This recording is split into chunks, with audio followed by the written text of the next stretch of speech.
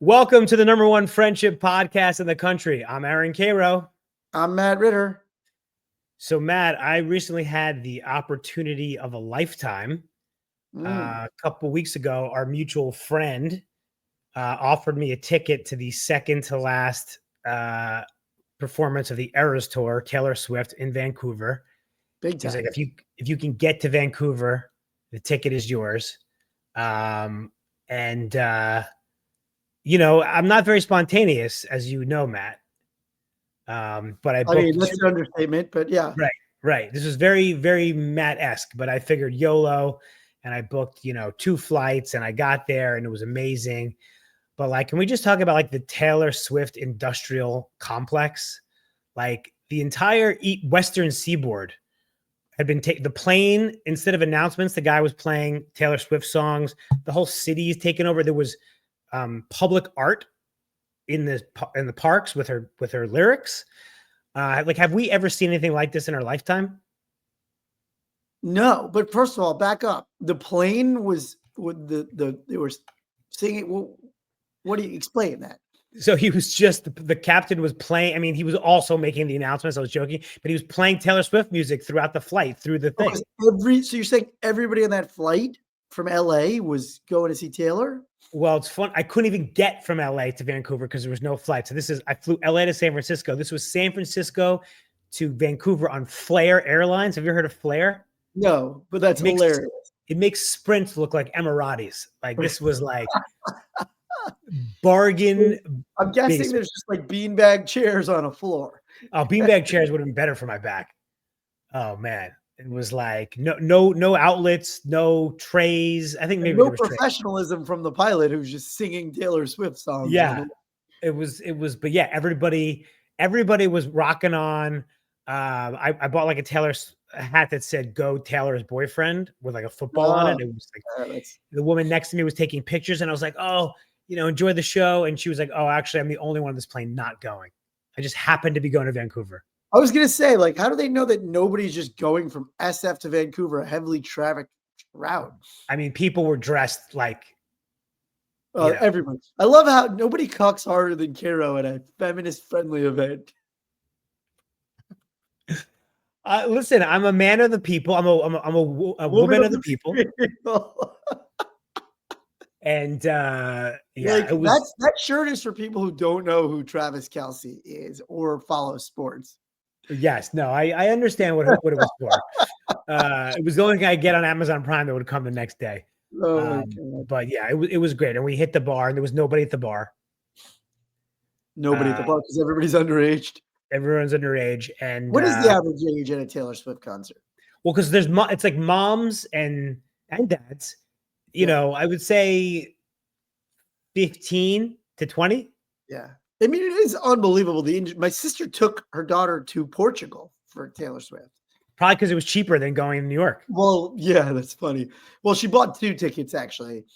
And her husband was like, you can't. That's too much. That's too expensive.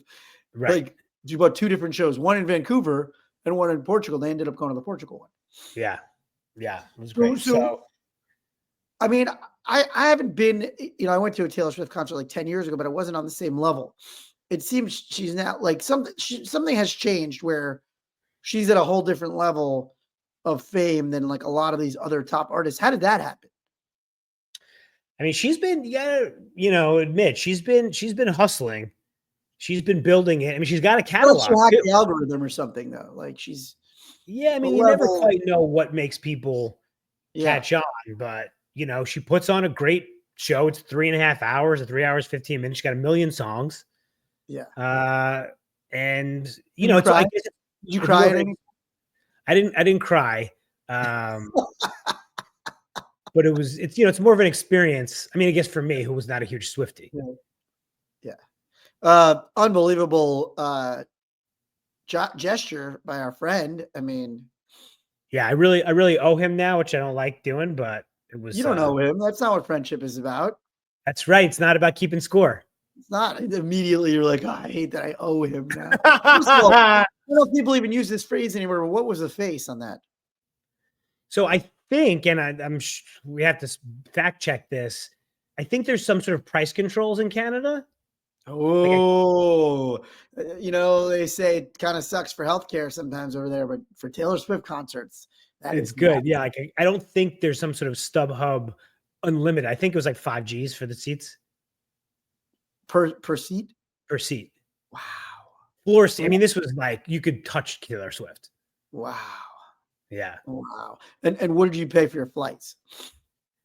I mean, I got my whole trip was probably like a, Flare. What does Flare cost from even Flair, 3 days before. I think my entire Airbnb, my whole nut was about $1,000. Wow. It's pretty good. Yep. Pretty I good. mean, I stayed in the Airbnb from the movie Barbarians. I mean, it was like 10 rooms. I didn't know who was in the other rooms. It was the last Airbnb left. Oh, you stayed in a shared house?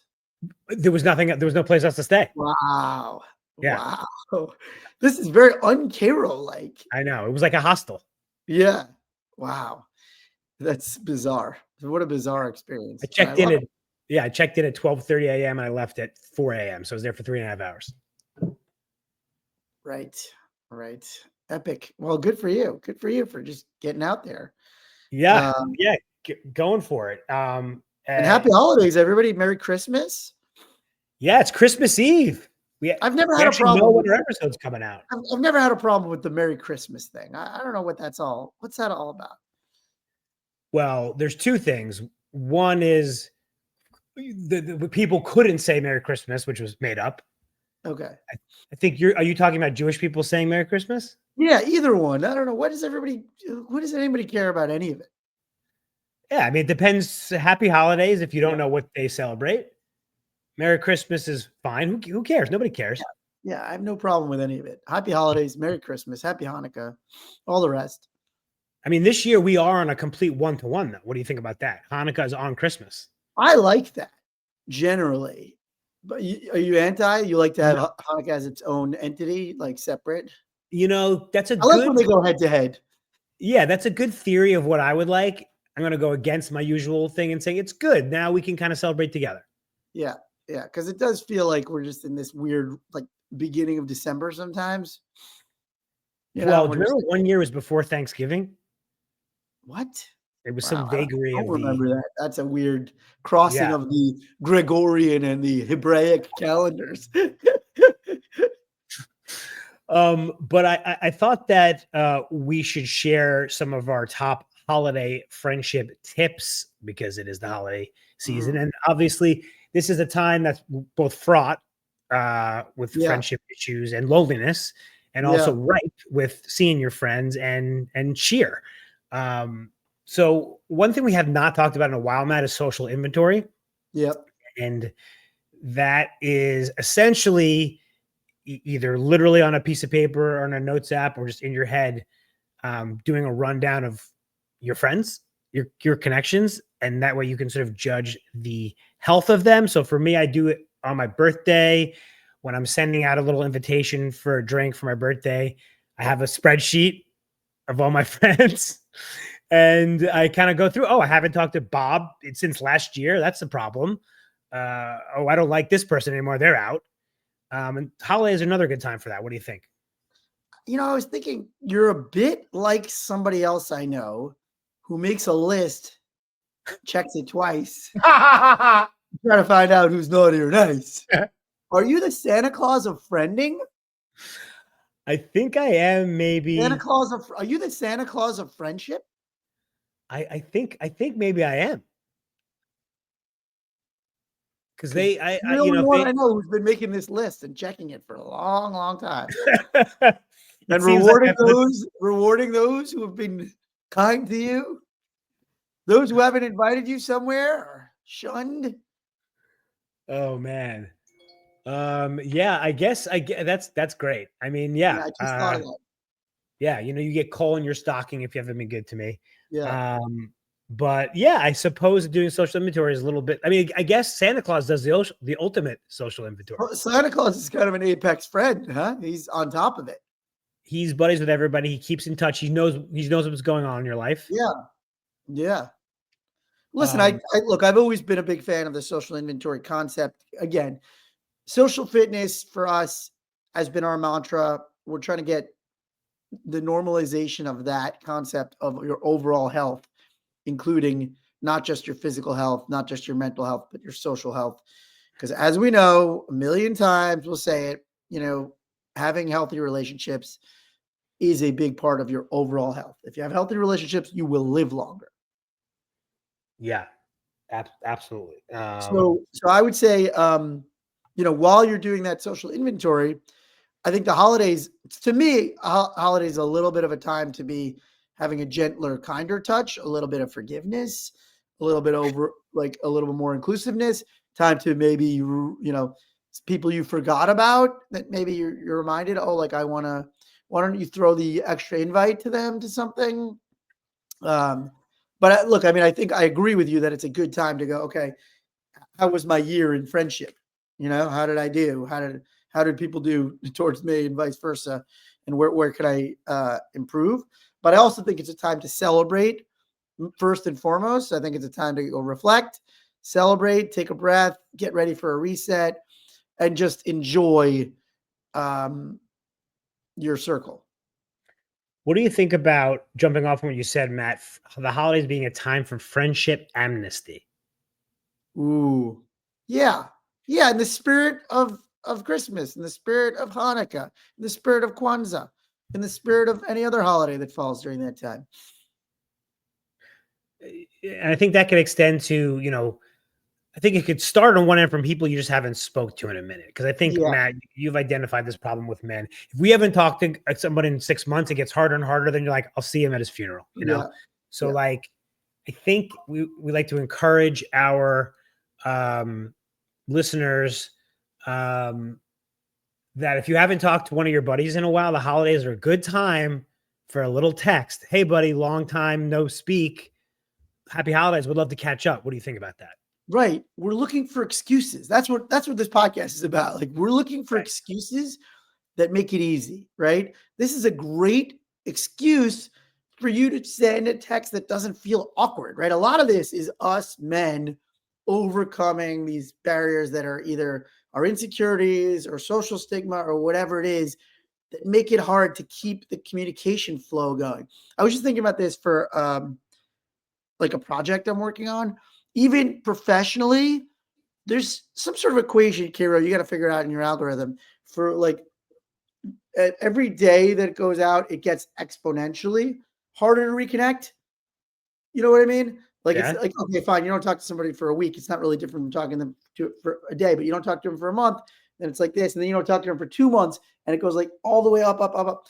Like, I have a project that I haven't talked to some of the participants in now like 6 months. And I'm like finding it hard to just type up that email of like, hey, haven't checked in on this in a while. It feels like, oh, is it just dead? And that feels that way sometimes for friendship. It's like, all right, should we just let sleeping dogs lie? It's been too long.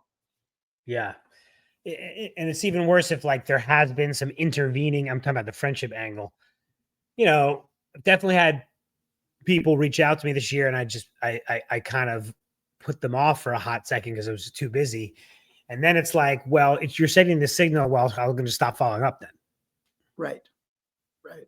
It's so I like your idea of friendship amnesty during the holidays. I like that. Let's bring that into our verbiage. Let's put that in the glossary of terms. And this is also, on the other end, a good time for gratitude, right? And again, this doesn't have to be something you're physically doing, but like it is good to be a little bit introspective around this time of like, what being grateful for your friends and what they've done this year. Yeah. Yeah. I'm grateful to Mr. Aaron Karo. Are you, and I'm grateful to you, buddy. You're still doing your gratitude every morning? Every morning for now over 500, probably 600, 700. It's been almost over 2 years now. How many days? 365 days times 2. So 900 days. Are you still doing it in the shower? I still do it in the shower. So I have 3 wins I stack wins every morning. My James Clear Atomic Habits. So take a cold shower, do a gratitude list, do a mini workout in the morning, a mini 5-minute or with 20 push-ups, 20 squats, lunges, stretching, etc. So what do you do on sort of a, you know, there's a crazy day, you actually didn't get to shower in the morning, you know, your schedule gets screwed up. So because I get up so early, that's so rare that Right. would happen. Right. So I'd say like in any given year, the only times that really happens is like I was just traveling. Right. And so I just ended up doing it in the middle of the day. See, I never right. go a day without. It's funny, like some people don't shower like daily, or I don't know, for whatever reason, I have to shower like every day. People Some don't people, shower every day? yeah, a lot of people don't. I don't want to call anybody out in my own home who are anti-shower every day. Well, we're gonna, I guess, come back to that in a later episode. No, we can get on it now. Jess is in the anti-shower every day camp. My wife. Yes, no, No, just for the audience. And right. my wife is very anti-shower every day. If it's not an active day, if it's not like a workout day, she's not into the showering. Yeah. Now, what she is into is bath culture. Oh, so I mean, but wait, you're saying she does a bath instead, or she just? No, but I'm just saying she takes more baths than should probably be legal in terms of water usage. I mean, baths are for people who got a lot of time on their hands. She's pregnant. Take it easy. Yeah. Well, what about before she was pregnant? She loves baths. No, Okay. It is. Yeah. But it's her pre-bed ritual. Like that's when she does that. Because what's the fastest bath you could possibly take? I mean, it's got to be a half hour, right? Well, you're talking about from the minute you turn the knob on. I'm going knob to knob. Huh? Knob to knob? Yeah. Knob to knob, you can't do less than 30. Can you? I mean, 30 is the fastest bath of all time. I mean, I'm talking that's what I'm saying. You're saying like I would say her average knob to knob is 48 minutes. Oof, man. I mean, listen, if that's what you value. Yeah, she enjoys her knob to knob. Yeah, because I'm not a big bather. Are you a big bather? I take one bath a year after the marathon. That's it. One a year. Yeah, one a year. Yeah, you need a little more than that because look, I've come to appreciate the bath because I'm living with like the Taylor Swift of bathing. Yeah. So every now and then, well, first of all, I have a son, so sometimes I'll get it. Lately he's been wanting me to get into the bathtub with him, which is so adorable and cute, but so not what a relaxing bath is. Oh, no. The opposite. Yeah. The opposite. So occasionally I'll get to stay in after, and then Jesse will take him, and then I have to like double the heat because it's at like 68. Right. Also, you're full of fucking rubber ducks and shit like that. Oh, it's full of duckies. It's full of cups and turtles. They love a cup. They love a cup. They love cups. It's filled with cups of different sizes. But yeah, so baths. Well, yeah. So I don't take that many baths outside of that, but I occasionally, like when I go away, I'll do a bath, or when I'm just feeling really sore, I'll do a bath. Then throw a bunch of those bath salts in. I don't. Are bath salts still a thing? Well, I think you're thinking of the drugs, the bath salts. Yeah. Well, they're the same thing. No, I don't think they are. I think we talked about this once. I think bath salts are some like street drug. Oh, okay. Got it. I don't think people just buy from CVS a bunch of bath salt and like stick their head in the bag. I'm not sure. I thought it was a Tide Pod thing. Yeah, maybe it is. No, we'll have to. Maybe it is. I'm not actually sure about that. I don't think people like go to CVS, take a bunch of bath salts, and then eat somebody's face. I have a couple more holiday tips, but should we take a listener question? Yeah, let's take a listener question. All right. We'll be right back. Okay, guys, this is asking for a friend. If you have a friendship question or ethical dilemma, send it to us on Instagram, Man of the Year Podcast, and we'll answer on the show. Take it away, Matt. So I got a funny one. This is one of I would say this is one of the more unique ones we've gotten. Hey, Matt and Karo, love the pod. This may sound a little petty, but since it's holiday season, I thought I'd ask a question about holiday cards. My friend sent out a holiday card, and I was in their montage of photos, and they didn't ask my permission. Is that a little weird? Am I overreacting, or don't they owe it to me to get my consent before sending out a holiday card with my face on it? I mean, first of all, I'm killing Glorious. it. That's like a unique one, right? I mean, that's. I mean, like, are they in the background? Are they like part of the friend group picture? Like, what is it? Right. So I went downstairs to the ones that I had, and I figured that's the only thing it could be is that there's like a picture of a group of friends in a corner of the thing. I mean, listen, we do know some people who don't like their name and likeness being used without their permission. Oh, my knee jerk, which I got to stop doing, is like, who cares? Right. Right. I mean, maybe it's not a flattering photo. Maybe they weren't supposed to be there that day. Huh. Right. Right. Yeah. You're supposed to be with your wife, not your mistress for the holiday. Maybe they're like it's a pool party. They have no shirt on or something. I mean, like, I don't know. What do you think? Yeah. I mean, I think, well, first of all, I was looking at all of the holiday cards that I have are mostly just like nuclear family, I think, or family. I didn't actually see any that had friends in them. Right. So that was like, oh, okay. I wonder if people do. I'm sure a lot of people do that though. I'm sure. What do you think the percentage is of? Is it, you think it's very, very small? The percentage of, look at do you have a stack of, you probably just throw them right out, don't you? I usually put them on the fridge, but this year is like, I don't have time for this. You just trashed them. Yeah. The card, I have mixed feelings about the card in general. Really? Yeah. Tell me. Yeah.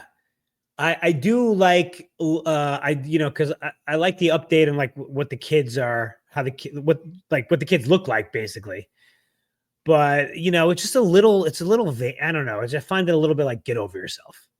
Oh, you don't like the vanity of it.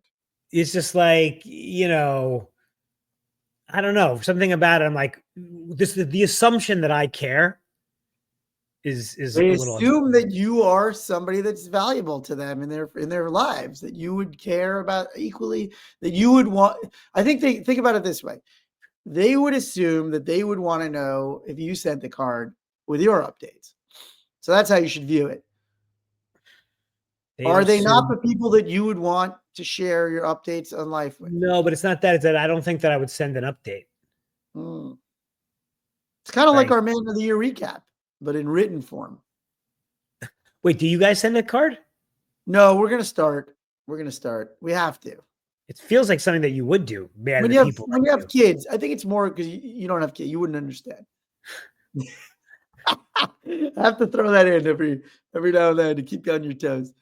I think it's mostly for parents to brag about their kids. No. Well, there's two types, Matt. There's the photo, which I'm like, oh, that's nice. Then there's the update card. Yeah. So lately, weirdly, I'd say this year, the updates have escalated. Really? This is the first year, because it used to be just photos that I would get. This year, I'm getting professional, personal highlights, kid highlights. It's a lot. It's interesting. I don't know if there's I think that's a trend that's happened. I would love to hear from our listeners. Do you send out a holiday card? And if so, do you do an update?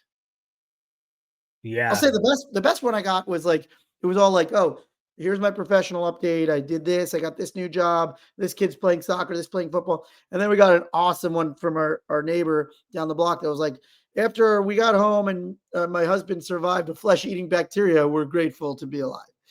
Yeah, that's good. That was a good one. The truth is I'm being a slightly performatively curmudgeonly. Yeah. You're pulling a little old Karo. Yeah, it's fine. It's cute. I mean, I'm on one or two lists where I'm like, dude, like we're not. Some people send them very wide though. They go real wide with them. You go real. It's like taking out a script to the entire. It's like taking out a script. Yeah. But back to the question at hand. I mean, is this something that they need to communicate to that person? Like, hey, I'm in your photo, FYI. I think obviously err on the side of consent. Yeah. I mean, if it's clearly a photo that you guys have shared and everyone has seen, and I Yeah. think it's fine. If it's a Yeah. photo the other person's never seen, they're in some sort of compromising situation or dress, Yeah. or they might not look good or whatever, or it's very big on the card, Right. maybe ask. I But this think is how holiday cards are for the fam. I think holiday cards are for the you mean the family. content? Yeah. No, but Matt, I think that we should But reframe that maybe a we little. want to, right. Maybe that's a good thing. Also, a lot of people don't have family. So why shouldn't they get to send out cards? How about this? Why should you not get to send out a card because you're not married with children? Talking about me personally. Yeah. Yeah, of course. I mean, I can envision I mean, by the way, I could send a picture of my parents or my sister or whatever, but yeah, I think it could have pictures of friendship Yeah. throughout the year. Yeah. I don't know. I don't know that you need, it's so funny. You know, it's like, do we really need to ask permission to send out a nice photo you guys all took together on a holiday card? I don't know. Yeah, but your thing, Matt, is always that some people have their peccadillos. Yes. Yes. Everyone gets one. Yeah, it's probably worth just throwing them a text like, "Hey, I'm sending out my card. I got that photo of us from the holidays. I'm gonna be planning on using that." Because Did generally you people like to know that they have you're using a good photo. do you remember it's not the Elaine nipple episode from Seinfeld Right. where but there's that other episode where George is in the background of a photo. I don't to keep going. I don't Like totally George is remember. at the beach and he's in there's a picture of his boss and there's just him walking. George is walking. I don't know if he was cutting from work or whatever. Oh, that's hilarious. They asked him he had to airbrush himself out of it or something like that. Wasn't there a thing speaking of that, wasn't there a thing where the Curb Your Enthusiasm episode where he takes the escort to the baseball game solved a murder or like acquitted a guy of murder? Yes, there was a guy who was accused of murder. He said he was at the Dodgers game and that was the alibi. Right. And he was in the background of the shot with Larry David and the escort in that episode. Yes, exactly. That's wild. Anyway, I think we answered it. I think, look, generally it's probably polite to check in with people. I mean, I think if I were the friend that this happened to, I'd maybe just let it slide for now because it's already out there. And then maybe at some point during the year, mention it. Yeah, or just do it joking, like, hey, you'd ask me next time, I'm Right. going to be the front and They'll center. probably get the hint of like how maybe you should check in with that person. All right. Thank you so much for that question. If you have your own friendship question, send us on Instagram, Man of the Year Podcast. It will answer on the show. Two more holiday friendship gifts I wanted to tips I wanted to share. One is what I believe to be brilliant gift giving rule of thumb. There's the old saw that if you're getting an engagement ring, it's 2 months salary. And we tried to come up with something with the CEO of 1-800-Flowers for just dudes buying their dude friends a gift. And we came up with 1 hour's salary. So you just calculate what your hourly is. If you work fast food, you get your buddy something for $20. If you're a big time lawyer, you spend a few hundred, and that's the dude to dude gift giving rubric. This is why I've stayed friends with my friends who are now partners at law firms. Oh yeah. For that $2,100 an hour rate. So if you are a lawyer and you have this crazy hourly rate, this is dumb. You have to log your work hours, right? Yes, your billable hours. And I assume there's some sort of very robust system for doing that. Yes, it's very tedious and that's the thing that partners hate to do at the end of every week or every month. But you have to wait to the end of the month. How can you remember? They're not supposed to. They're supposed to do it daily or weekly at worst. But if they have a secretary, they have staff to do that. But if I'm checking my email and that email has case stuff, other case stuff, how do I know what's what? Curious case of double billing. Can you double bill? Is that like illegal? Yeah, look, there's a lot of, let's just say there's a lot of controversy. There's a lot of gray area with billing, with billables. I think that's it's probably already gotten to a tipping point where a lot of clients are tired of it, but a lot of firms end up then cutting their rate, or they take a discount. They call it the realization rate. Like nobody realizes 100% of their billable rate. Right. But that just leads to more inflation because you're just cutting it a little bit. Ta-da. So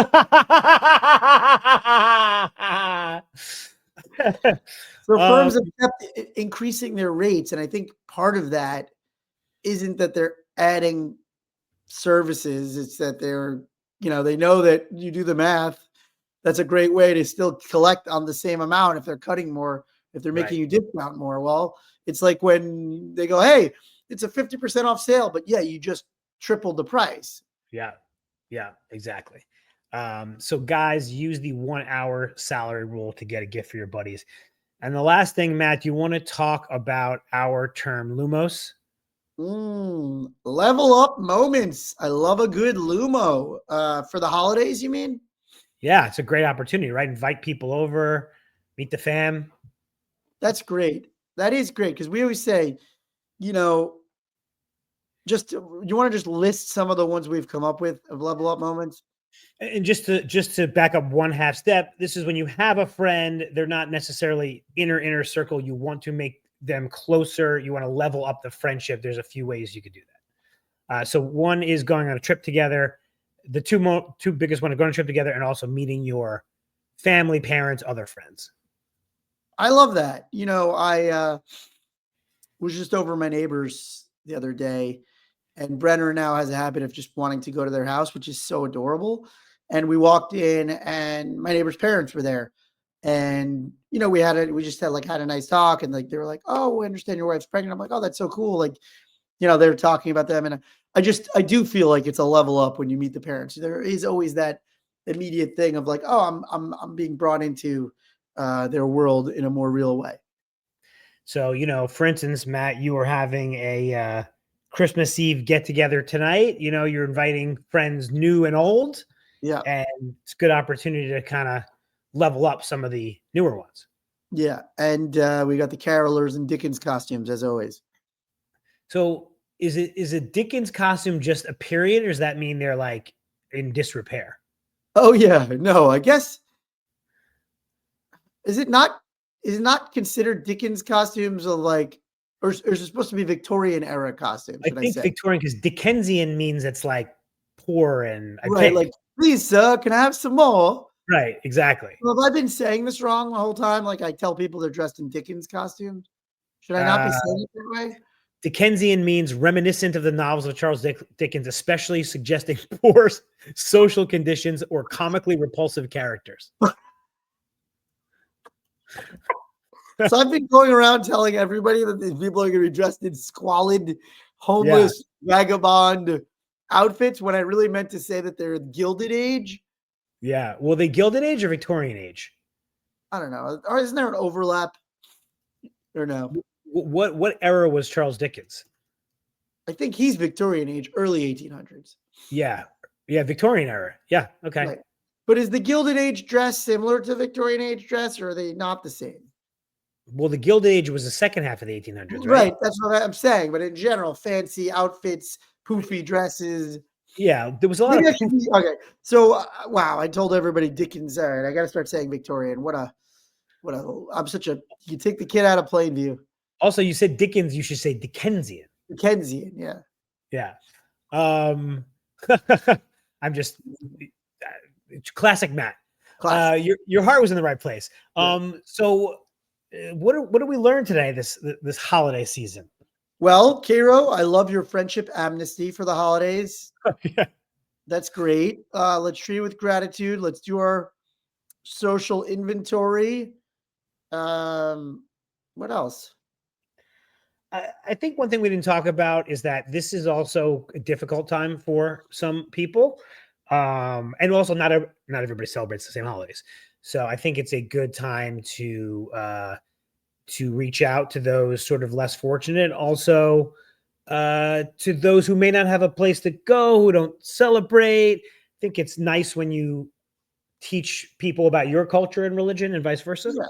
Yeah, I think we should be nicer to those Dickensian creatures. That if you have some Dickensian friends, invite them over to your for a warm, warm what is it? meal, hot Gruel. cocoa, bowl of gruel, a hot gruel. All right, guys, have a very, very safe and happy holiday, however you celebrate. Always remember, be good to yourself, be good to your friends. Love you, buddy. Everybody.